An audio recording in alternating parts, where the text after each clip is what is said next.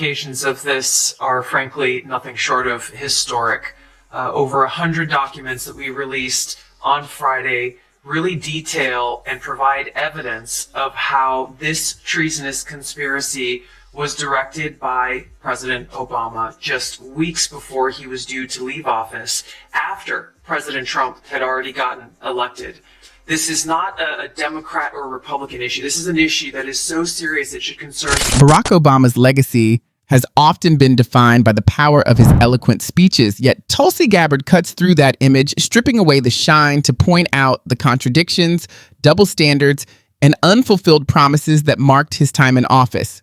What was once celebrated as a historic transformation is reframed by her as nothing more than a carefully packaged performance. In her critique, the image of Obama as the smooth-talking leader who offered hope on borrowed terms collapses instantly, with no hesitation and no sugarcoating. Director Gabbard, give me your response to what we heard from former President Obama there. He's saying that none of this makes any sense, that this is a distraction. What do you say to that? It's the art of deflection coming from former President Obama, as well as his friends who are still in Congress today, and Senator Warner and Congressman Jim Himes, really all basically saying that exact thing. Beyond her criticism, Tulsi Gabbard tears into Barack Obama with the force of both precision and blunt honesty. This isn't a polite exchange, it's a complete unveiling. Once celebrated for his charm and carefully measured smiles, Obama now comes across like a stage magician lost among broken props, faulty tricks, and vanishing illusions. Tulsi doesn't play gently. She calls out the contradictions, the false portrayals, and the so-called signature achievements that, in her view, were little more than clever branding stamped with his name. Because it has to do with the integrity of our democratic republic. What we saw occur here, as the documents we released detailed, was that we had a sitting president of the United States and his cabinet and leadership team, quite frankly, who were not happy with the fact that President Trump had won the election, that the American people had chosen Donald J. Trump to be the next president commander-in-chief of the United States.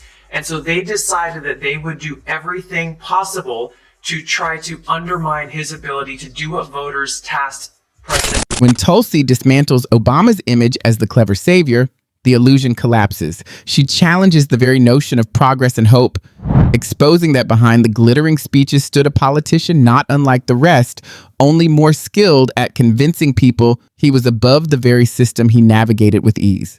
True leadership, she argues, was never his strength. Instead, it was a polished sales strategy. Tulsi strips away the shine, portraying him as the master marketer whose product expired long before the audience realized. That was an inconvenient truth. The President's Daily Brief article was pulled. It has never been published until we released it about a week and a half ago. Instead, this new intelligence assessment was ordered by President Obama that contradicted directly every other intelligence assessment that had been published prior to the election, as well as assessments that had been pushed forward after the election. Again, Tulsi takes aim with the precision of a marksman, zeroing in on Obama's foreign policy blunders. From drone strikes to endless wars, even his Nobel Peace Prize, aging poorly like milk left in the sun, falls under her scrutiny. Though he fashioned himself as the antithesis of George W. Bush, Tulsi argues his record often magnified the very failures he promised to end, making Bush's missteps look like rehearsals. In her view, Obama can't hide behind the excuse of inherited problems. He didn't just receive them, he expanded them, escalated them, and then smiled his way through press briefings as if charm alone could erase the toll on civilians. That's a very disrespectful attack on the American people who deserve the truth. They deserve to have faith and trust in the integrity of our democratic republic, which has been undermined by President Obama through his direction of this manufactured fake intelligence document, knowing that it was filled with lies. Like when she got into office, you realize you're not really in control of everything because there's another person who's in control of each individual. On the domestic front, Obama's record looks less like reform and more like a polished advertising campaign. What was once introduced as a healthcare revolution, Obamacare, ultimately revealed itself as a shaky bargain that catered to insurance giants before ordinary citizens. Tulsi calls him out directly, stressing that despite all the fanfare, millions remain stuck in a broken system. Change and hope, she suggests, might have been better translated into hold your breath and pay higher premiums. Do you believe that any of this new information implicates former President Obama in criminal behavior? have referred and will continue to refer all of these documents to the Department of Justice and the FBI to investigate the criminal implications of this. For even The evidence, correct. The evidence that we have found and that we have released directly point to President Obama leading the manufacturing of. Beyond the financial fallout, Tulsi dismantles the tale that Obama single-handedly kept the nation from collapse, a narrative his supporters cling to. But who truly benefited? The banks, corporations, and Wall Street players who gambled away the economy in 2008, only to be rewarded with bailouts. Obama urged the public to trust him, yet his real loyalty, Tulsi argues, was to the elite. He became their safety net. She frames it like a crime scene report, showing that the working class never received protection. The debt was left in their hands. The president who promised openness surveilled journalists, cozied up to Silicon Valley billionaires, and vowed to heal divisions while presiding over a country that grew more fractured, angrier, and economically strained. Doesn't actually address the issue that was revealed in great detail in the over 100 documents that we released last week and the documents that we will be releasing later this week that point to the undeniable fact. The intelligence community had one assessment, that Russia did not have the intent or capability to try to impact the outcome of the U.S. election leading up to Election Day. The same assessment was made after Donald Trump was elected by the American people as president in 2016, defeating Hillary Clinton. And it wasn't until after that polled president's daily brief document that the Principals Committee was called in the National Security Council, and President Obama then directed Obama's DNI James Clapper to lead the effort to create this new intelligence community assessment that detailed not if, but how Moscow attempted to influence the outcome of the U.S. The sharpest blow lands in Tulsi's cold assessment of Obama's dishonesty. Here was a president who launched strikes in 7 nations while claiming to be the champion of ending endless wars. He spoke of unity, yet quietly stoked division whenever it advanced his political aims. He promised to stand with the middle class, yet always left a seat open for wealthy donors. Tulsi sees a reflection far different from the hopeful image Obama sold. Her version is a stark warning of how easily a skilled salesman can mislead a nation. Not even his post-presidency escapes her fire. The carefully curated aura of a wise elder, the high-profile speeches, the Netflix deals, all of it, she argues, rests on the same hollow branding. Instead of retreating with dignity, Obama turned his legacy into a profitable enterprise. The man who once preached selflessness now commands massive paychecks from corporations, proving that his retirement plan was not service, but self-enrichment. Tulsi makes it clear the contrast is undeniable. The timeline is absolutely remarkable. And then this article from the New York Times, the day that President Obama decided that this would be the narrative, they even run it with a photo of him. It's shameless. December 9th, stating that their sources are from the administration. And it's already the pre-baked narrative that Russia helped Trump, even though the intelligence community hadn't done their assessment yet. That's right. Again, very How's that possible, Director? They got the message about what the narrative was supposed to be. They then reached out to their friends in the mainstream media to start to plant those seeds so that when this assessment came out, it would not be seen as something shocking or as contradictory. Tulsi supporters cheer her on for saying aloud what many have been too cautious to admit. Obama's legacy was built more on presentation than on policy. Those who dare to question the golden child of modern liberalism often spark outrage, yet even his fiercest defenders can't dismiss the sting of her arguments. His presidency was marked by soaring promises that withered into safe compromises, pleasing donors but leaving ordinary people behind. Tulsi also ridicules the carefully maintained illusion of Obama as somehow above politics. The truth, she notes, is that his party lay in ruins when he walked away. Nearly 1,000 Democratic seats vanished nationwide during his tenure.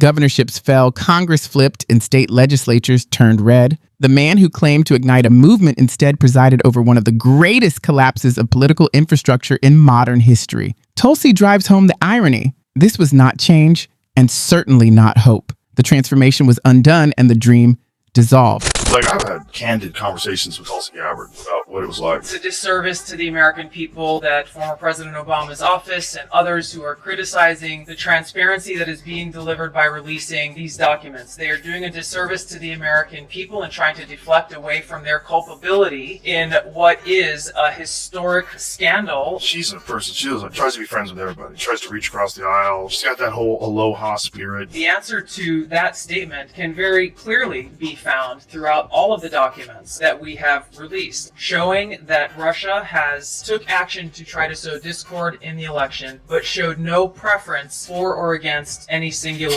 Tulsi tears into Obama's arrogance, mocking the smug air that colored his polished speeches and the veiled jabs he threw at anyone bold enough to challenge him. As president, he played many roles: preacher, teacher, even self-styled visionary, yet consistently fell short of the very ideals he claimed to embody. Tulsi flips the story, showing that his legacy leans more towards self-promotion than genuine inspiration. Supporters still uphold him as the model of competence, often setting him against Trump as the opposite figure. But Tulsi dismantles that illusion, arguing that Obama's failures, broken promises, and inability to connect policy with people laid the very groundwork for Trump's rise. Had Obama delivered the transformation he promised, Tulsi insists Trumpism would never have found fertile ground. Instead, she portrays him as the one who cleared the path, proving that his presidency did little to contain the very forces he claimed to oppose. You get on that. The president yesterday, you inferred that the former president helped lead a coup. Based on what you now see, do you believe President Obama is guilty of treason? I'm leaving the criminal charges to the Department of Justice. I'm not an attorney, but as I've said previously, when you look at the intent behind creating a fake manufactured intelligence document that directly contradicts multiple assessments that were created by the intelligence community, the expressed intent and what followed afterward can only be described as a year's. That's the brilliance of Tulsi's takedown. It strikes both historically and personally. She doesn't rely on insults. Instead, she leans on the undeniable record of what Obama did and failed to do.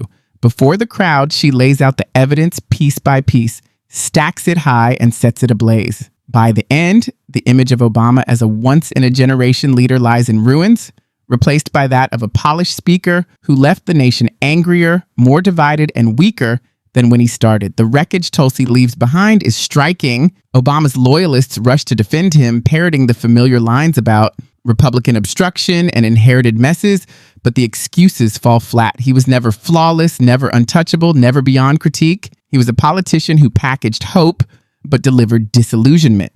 And thanks to Tulsi Gabbard, the mask has finally been ripped away. This is an issue that is important to every single one of us as Americans. This is not a partisan issue. It has to do with the integrity and the strength of our democratic republic. And it lays out this over 100 documents that you're referencing that I've released, declassified and released, spells out in great detail exactly what happens when you have some of the most powerful people in our country directly leading at the helm, President Obama and his senior-most national security cabinet, James Comey, John Brennan, James Clapper, and Susan Rice, and others, essentially making a very intentional decision to create this manufactured, politicized piece of intelligence with the objective of subverting the. Obama isn't merely mocked, he's dismantled. The words, the smiles, the carefully staged legacy, all of it lies in ruins. Tulsi doesn't settle for satire. She exposes him as a brand with no product, an emperor with no clothes, a politician hollow at the core. For years, many avoided saying it aloud, afraid of tarnishing their own reputations. But when Tulsi swings the hammer, the glass shatters and the illusion can't be pieced back together. His defenders scramble to breathe life into the fantasy, but once the emptiness is revealed, it cannot be unseen.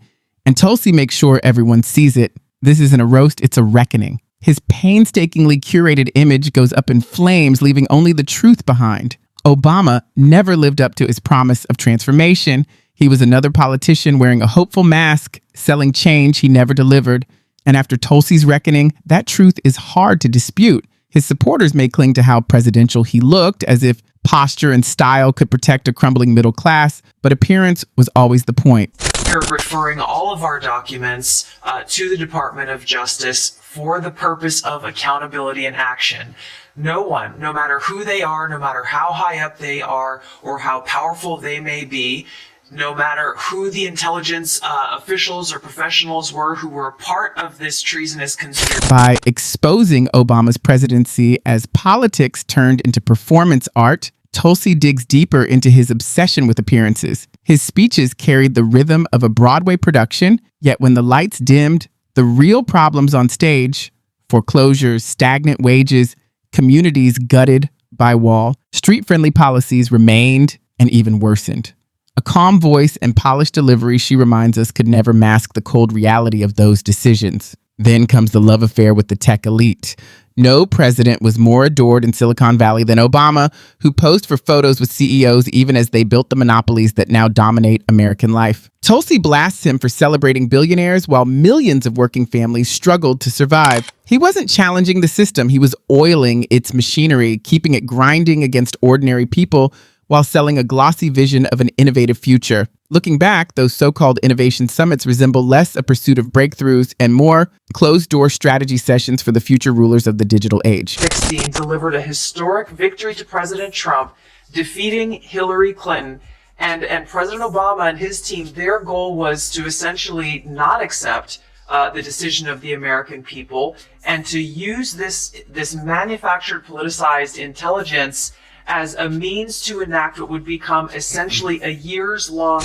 Tulsi also calls out Obama's favorite escape route, blaming obstruction. Yes, Republicans fought him tooth and nail, but as she points out, that isn't the full story. When faced with choices, he opted for temporary fixes instead of lasting reforms. Confronting corruption gave way to handing out golden parachutes. Where bold leadership was needed, he offered excuses. The obstacle wasn't only partisan resistance, it was a lack of courage. Tulsi underscores the irony. Obama campaigned as the outsider ready to challenge the system, yet once in power, he became its friendliest salesman. For 8 years, he kept the machine humming while serving up comforting lines to the public. Banks thrived, the wealthy grew wealthier, wars dragged on, and the poor were left with speeches instead of solutions. Piece by piece, Tulsi chips away at the glossy narrative, leaving behind a portrait that cannot be unseen. Not a transformative leader, but another politician who mastered the art of selling hope without delivering change.